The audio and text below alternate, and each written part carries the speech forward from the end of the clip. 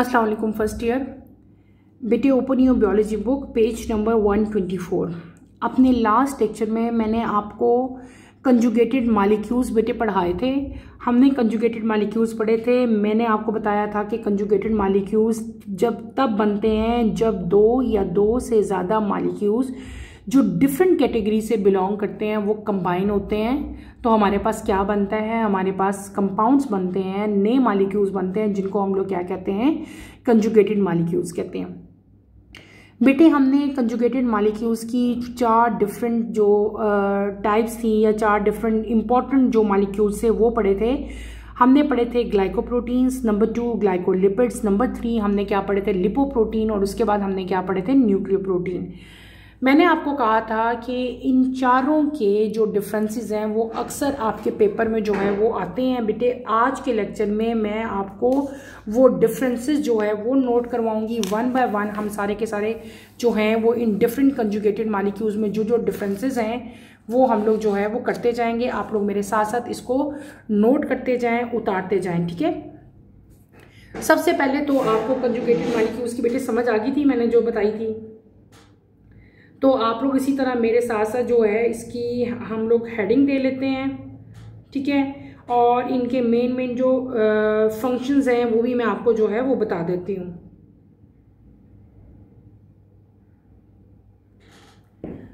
सबसे पहले आप लोग ऐसे ही अपनी बुक में, अपनी नोटबुक में बेटे कॉलम बनाएं, ठीक है। आपके पेपर में ये डिफरेंसेस आ सकते हैं। ऐसे तमाम क्वेश्चन जो कि मुझे लगेगा कि ये पेपर में आ सकते हैं और बुक में आपको नहीं मिल रहे, तो मैं बेटे आपको साथ साथ करवाती जाती हूँ। हम यहाँ पे क्या हेडिंग देंगे, हम लोग हेडिंग दे लेते हैं यहाँ पे ग्लाइकोप्रोटीन्स की हेडिंग दे लो आप लोग। यहाँ पे आपकी बुक में पहले ग्लाइकोप्रोटीन है ना, हम यहाँ पे हेडिंग देते हैं ग्लाइकोप्रोटीन्स, और यहाँ पे हम लोग दे देते हैं ग्लाइकोलिपिड्स की। और वन बाय वन हम इनके डिफरेंसेस जो हैं वो बेटे राइट करते जाएंगे।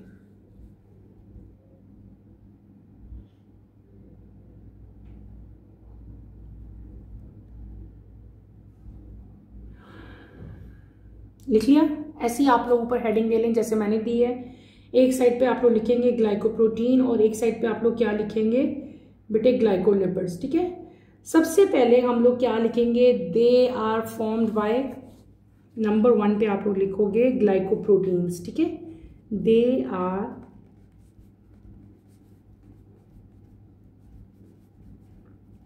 फॉर्म्ड बाय 2 और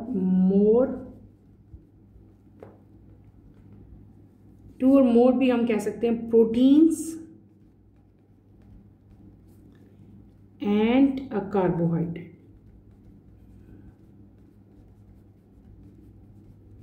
ठीक है। यहां पे इसका क्या आ जाएगा, दे आर फॉर्म्ड बाय, ये जो आपके पास ग्लाइकोलिपिड्स हैं ये कैसे बनते हैं, बाय लिपिड्स and carbohydrates।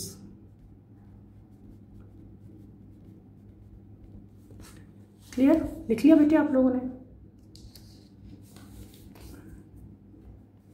मेरे साथ साथ आप लोग उतारते जाएं, ठीक है। इसको यहाँ पे मैं लिख लेती हूँ, ठीक है। नेक्स्ट हम नंबर 2 पे चलते हैं, इनके डिफरेंसेस। इसमें यहाँ पे ग्लाइकोप्रोटीन में आपको कौन सा लिंक मिलता है, यहाँ पे हमें कोवलेंट लिंकेज मिलेगा।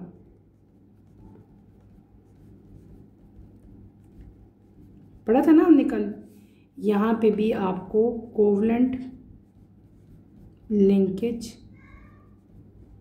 ही मिलता है, ठीक है। दूसरा क्या है,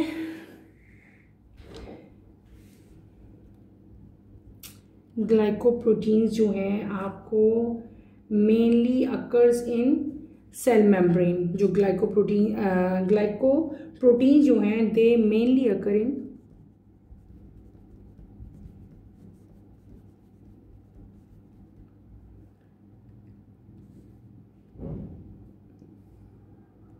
सेल मेम्ब्रेन, ठीक है।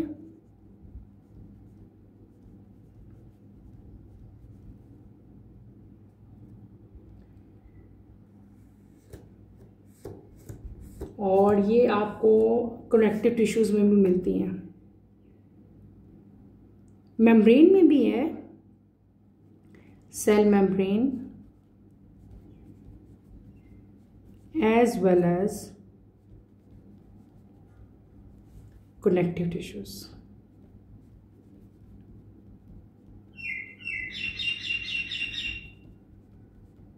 क्लियर? अब हम चलते हैं नंबर 4 की तरफ। बेटे ये साथ साथ राइट करते जाओ, ये हम लोग डिफरेंसेस लिख रहे हैं ग्लाइकोप्रोटीन और ग्लाइकोलिपिड्स के, ठीक है। और हमारे पास क्या आ सकता है, अटैच टू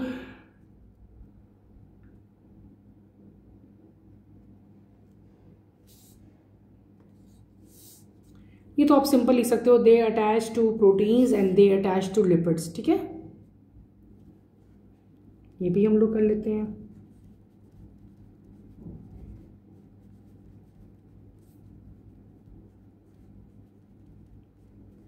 और यहाँ पे क्या आ जाएगा, दे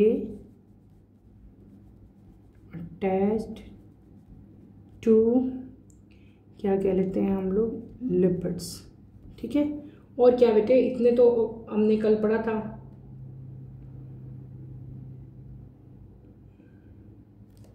और क्या आ सकते हैं बताएं आप लोग। नंबर 5 डिफरेंस हम इसका क्या राइट कर सकते हैं बेटे, बताओ, कुछ खुद सोचे ना आप लोग, सारे मैं ही बता रही होती हूँ आप लोगों को हमेशा।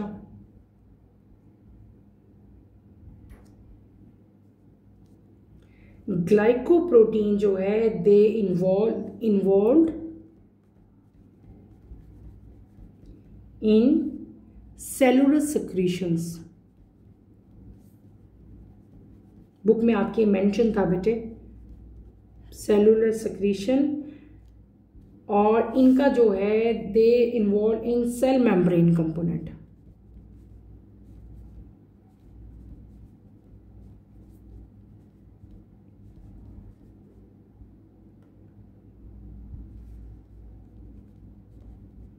ठीक, ये आपने क्या कर लिया, नंबर 5 डिफरेंस लिख लिया। अब हम लिखेंगे नंबर 6। नंबर 6 पे आप लोग अगर आओ तो आप देखोगे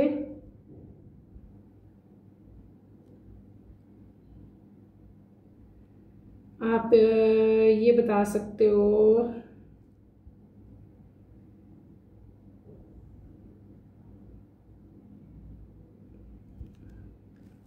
दे आर सेल सरफेस रिसेप्टर्स। और इसके केस में ये क्या होते हैं, दे मेंटेन सेल स्टेबिलिटी। ये रिसेप्टर के तौर पर एक्ट करते हैं और ये क्या करते हैं, मेंटेन सेल स्टेबिलिटी, ठीक है। और हम इसमें क्या रख सकते हैं,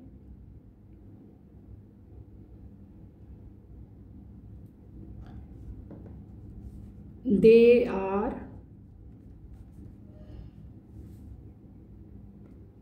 immunoglobulins, not, यहाँ पे ये फंक्शन ही एब्सेंट है, दे आर नॉट इम्यूनोग्लोबुलिन्स, ठीक है। और हम इसमें क्या बता सकते हैं कि सेल टू सेल इंटरेक्शन है, यहाँ पे क्या होता है, सेल एडिशन हो रही होती है।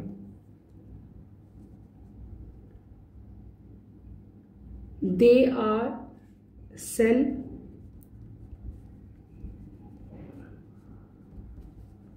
Adhesion molecules. और जबकि इस केस में क्या होता है, they facilitate cell to cell interaction.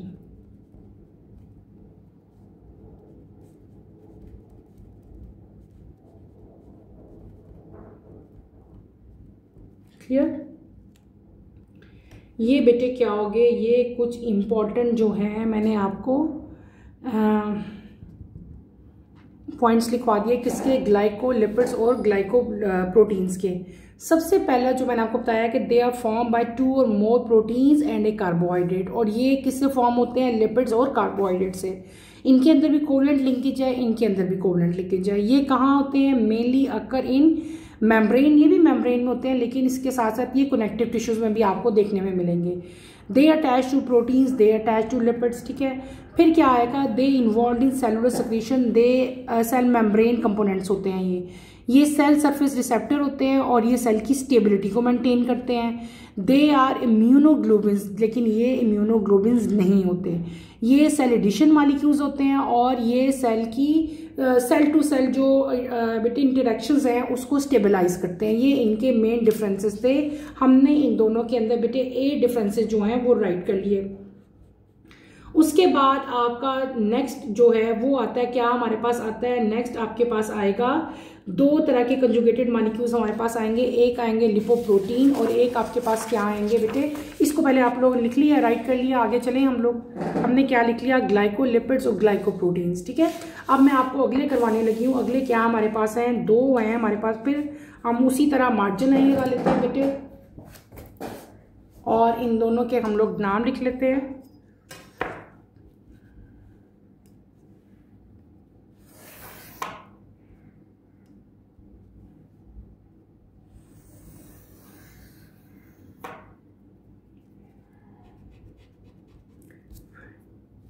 ठीक, अब उसी तरह इधर भी लाइन लगा लो और फिर इन दोनों की आप लोगों ने हेडिंग्स दे लेनी।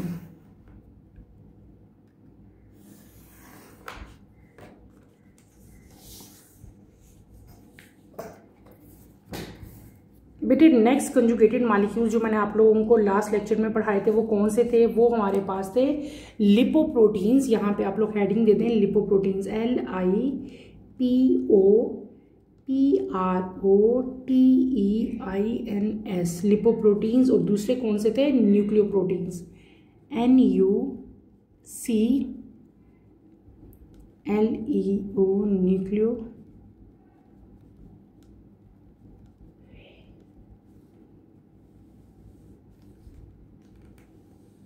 ठीक है, इसी तरह आपने कॉलम बना लेना है जैसे मैंने बनाया है। अब हम क्या करेंगे, इनके डिफरेंसेस जो है वो राइट करेंगे। इनके डिफरेंसेस बहुत इजी हैं। आप लोग बेटे अगर आप लोग ध्यान से ये टॉपिक पढ़ लेते हो ना तो आप लोग खुद भी लिख सकते हो, लेकिन फिर मैं आपको शॉर्ट फॉर्म में लिखवाती हूँ, आप लोग मेरे साथ साथ लिखते जाएं। पहला डिफरेंस क्या है, ये कैसे बनेंगे, ये बनते हैं लिपिड प्लस प्रोटीन्स। जब लिपिड और प्रोटीन आपस में कंबाइन होते हैं तो आपके पास क्या बनते हैं, लिपोप्रोटीन बनते हैं। लेकिन न्यूक्लियोप्रोटीन कैसे बनते हैं, जब आपके पास nucleic acid plus protein,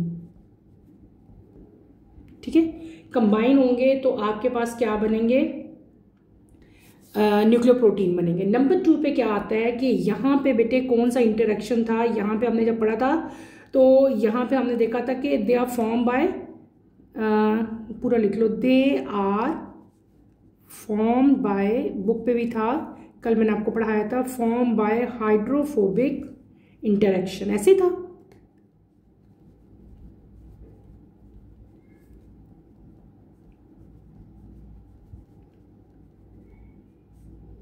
They are formed by interphobic interactions between lipids and proteins। और यहाँ पे क्या था, नंबर 2 पे जब हमने न्यूक्लियोप्रोटीन पढ़ा था हमने कहा था they are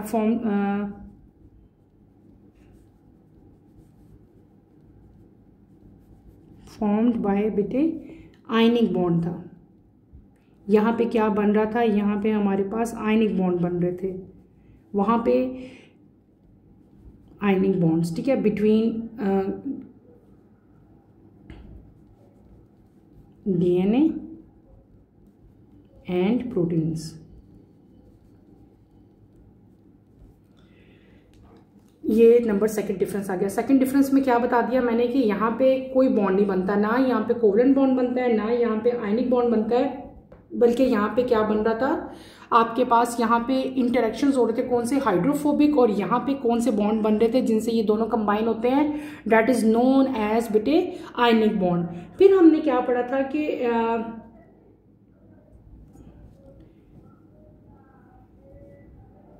they are structural proteins, ठीक है, ये स्ट्रक्चरल प्रोटीन्स होते हैं, ये बहुत सारे हमारी बॉडी के जो स्ट्रक्चर्स हैं वहाँ पे जो है इनका मेन काम होता है। दे आर स्ट्रक्चरल प्रोटीन्स, ये बहुत सारे जो बॉडी के स्ट्रक्चर्स हैं, जैसे कि इसी तरह प्लाज्मा मेम्ब्रेन का जो फ्रेमवर्क है उसमें जो है ये बेसिकली अपना काम कर रहे होते हैं। और यहाँ पे जो न्यूक्लियो प्रोटीन है इनका मेन फंक्शन क्या होता है, दे रेगुलेट जीन एक्सप्रेशन, इनका मेन फंक्शन ये है और इनका मेन फंक्शन ये होता है, ठीक है। और कॉमन एग्जांपल जो है इनकी बहुत सारी, जितने डिफरेंट टाइप के एंटीजन्स, एग्जांपल्स लिख लेते हैं हम लोग, ठीक है। एग्जांपल्स इसमें कौन सी आ सकती है, एंटीजन्स, एग्जांपल्स आर एंटीजन्स,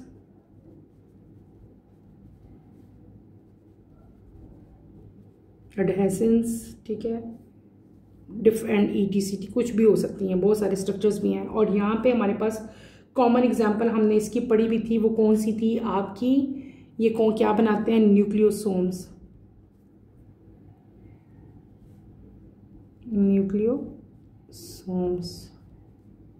जो हिस्टोन से, जब हिस्टोन प्रोटीन DNA के साथ बाउंड अप होता था तो न्यूक्लियोसोम बनते थे, जिसको हम लोग क्या कहते थे, हिस्टोन भी कह सकते हैं बेटे उसको, ठीक है, न्यूक्लियो हिस्टोन्स भी कह सकते हैं उसको। और ये इसका मेन काम क्या होता है, इट रेगुलेट जीन एक्सप्रेशन, ठीक है, ये इसकी मेन एग्जांपल होगी।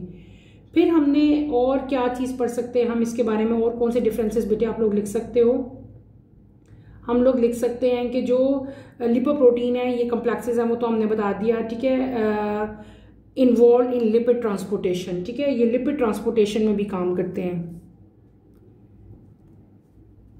Involve in lipid transportation.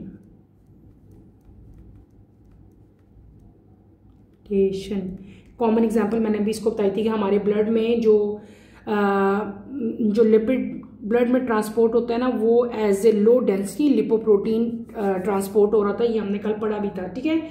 जबकि न्यूक्लियो प्रोटीन जो है, दे आर, इनका मेन का स्ट्रक्चर, ये जो यहाँ पे हैं आपके पास, ये कहाँ इन्वॉल्व होते हैं, आप कैसे लिख सकते हो, दे इन्वॉल्व इन, इसको हम कैसे लिखते हैं, they are involve in genes expression, involve in gene, पहले भी ऊपर लिखा था हमने लेकिन दोबारा, gene expression and viral structure,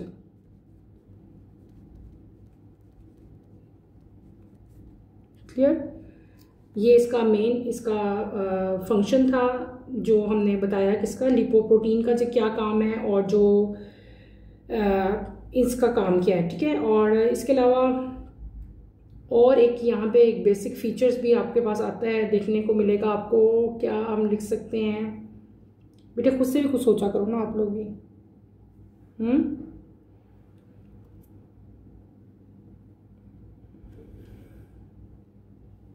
इसका मेन फंक्शन आप लोग क्या लिख सकते हैं, लिपोप्रोटीन,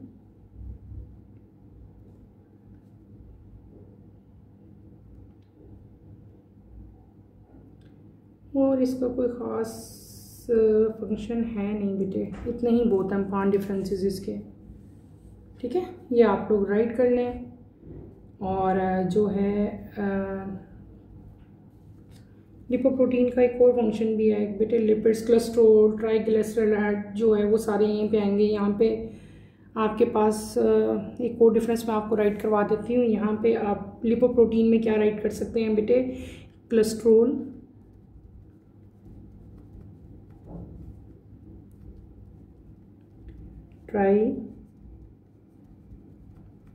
ग्लिसराइड्स ETC, और यहाँ पे आपके पास DNA एंड RNA आता है, ठीक है, जो कि यहाँ पे एब्सेंट होगा। और पहले मैंने बता दिया they are involve in lipid transportation, और इनका मेन काम क्या होता है, जीन रेगुलेशन भी यहाँ पे लिख सकते हैं, जीन रेगुलेशन। क्लियर हो गया? तो बेटे ये कुछ इम्पोर्टेंट जो हैं, ये हमने फंक्शंस जो हैं वो कर लिए, ठीक है। किसके? लिपोप्रोटीन और न्यूक्लियोप्रोटीन के कुछ इंपॉर्टेंट डिफरेंसेस जो थे। कल हमने क्या अपना टॉपिक पढ़ा था, हमने पढ़ा था कंजुगेटेड मॉलिक्यूल्स। कंजुगेटेड मॉलिक्यूल्स मैंने आपको बताए थे कि वो मॉलिक्यूल्स हैं जो डिफरेंट टाइप के, दो या दो से ज़्यादा डिफरेंट कैटेगरी से बिलोंग करते हुए मॉलिक्यूल्स जब आपस में कंबाइन होते हैं तो वो क्या बनाते हैं, वो बनाते हैं कंजुगेटेड मॉलिक्यूल्स। कंजुगेटेड मॉलिक्यूल्स में हमने 4 इंपॉर्टेंट कंजुगेटेड मॉलिक्यूल्स पढ़े थे, glycoprotein, glycolipids, lipoproteins and nucleoprotein. Lipoprotein और न्यूक्लियोप्रोटीन के डिफरेंसेस हमने राइट किए कुछ। पहले क्या बनाया मैंने कि लिपिड और प्रोटीन से मिलके बनते हैं, जबकि ये न्यूक्लिक एसिड और प्रोटीन से मिलके बनते हैं। They are form by hydrophobic interaction between lipid and protein. They are form by ionic bond, यहाँ पे आयनिक बॉन्ड बनेगा। फिर क्या था, दे आर स्ट्रक्चरल प्रोटीन्स, और ये क्या करते थे, दे रेगुलेट जीन एक्सप्रेशन। इनकी कॉमन एग्जांपल्स में एडेशन काम था इनका, एंटीजेंस थे, और यहाँ पे न्यूक्लियोसोम या न्यूक्लियोहिस्टोन जो है वो इधर यहाँ पे आ रहे थे। They are involve in lipid transportation और they are involve in expression and viral structure. इसके अलावा जीन्स रेगुलेशन, ये इनके इंपॉर्टेंट फंक्शन थे। फिर मैंने और भी फर्दर आपको बता दिया कि कोलेस्ट्रॉल, ट्राइग्लिसराइड, सारे के सारे जो हैं ये क्या हैं बेटे, लिपोप्रोटीन्स हैं, जबकि RNA और DNA जो हैं वो क्या हैं, दे आर न्यूक्लियोप्रोटीन्स।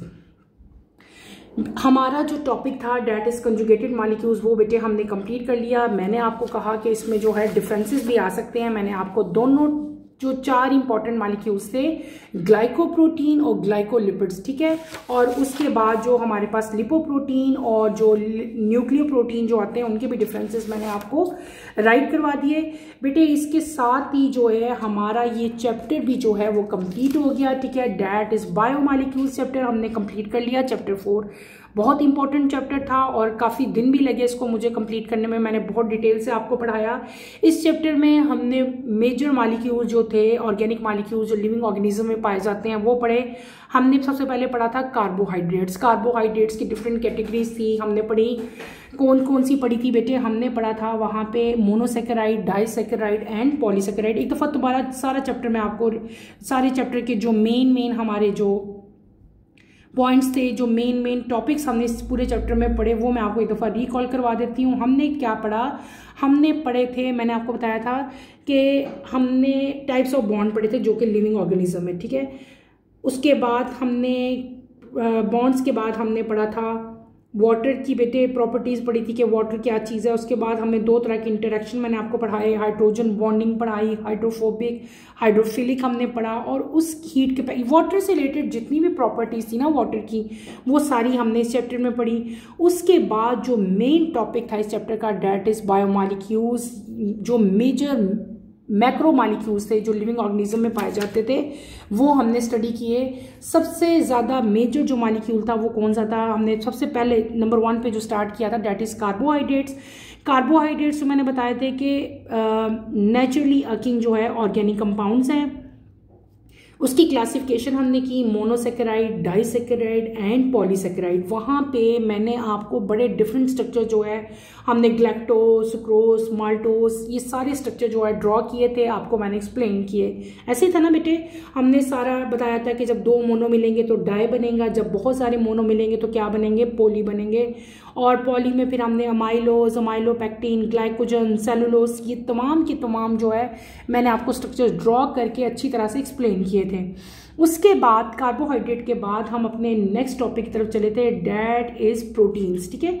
प्रोटीन्स में हमने स्ट्रक्चर ऑफ प्रोटीन पढ़ा था। उसके बाद अमाइनो एसिड का स्ट्रक्चर जो है मैंने आपको डिटेल से ड्रॉ करके दिखाया था, और डिफरेंट टाइप के जो पेप्टाइड बॉन्ड हैं वो पढ़े, और इन द एंड हमने प्रोटीन के स्ट्रक्चर लेवल्स जो हैं बेटे वो कंप्लीट किए। उसमें मैंने आपको बताया कि जो प्रोटीन है वो किस तरह का हो सकता है और प्रोटीन के अंदर ज़रा भी अगर कोई स्ट्रक्चर में चेंजेस आ सकती हैं तो बहुत सारे प्रॉब्लम्स आ जाते हैं। उनमें से कॉमन हमने सिंगल सेल एनीमिया की एग्जांपल की थी।